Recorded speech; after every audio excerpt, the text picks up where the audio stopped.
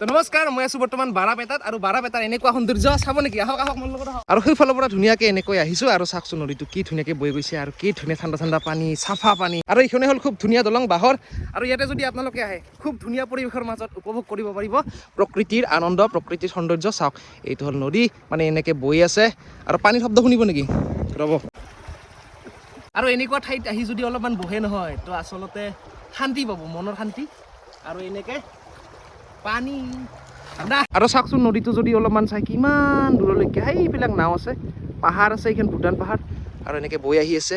কি ধুনীয়া ঠাণ্ডা ঠাণ্ডা পানী একদম নীলা নীলা ফটো চটো উঠিবলৈ কেনেকুৱা লাগিব চাওকচোন আৰু এতিয়া মই নদীত নামিলোঁ কাৰণ অলপমান পৰিৱেশটো মানে কি আৰু ঠাণ্ডা ঠাণ্ডা পানী ইয়াতে আৰু ধুনীয়াকৈ মাছ চাই আছোঁ আৰু কি বৌতিত নৈ কি ধুনীয়াকৈ বৈ যাই আছে জীৱনৰ নিচিনাকৈ আগবাঢ়ি আছে আমিও জীৱনত লাহেকৈ আগবাঢ়ি যাব লাগিব এনেকৈ আৰু যদি পাৰে আপোনালোকে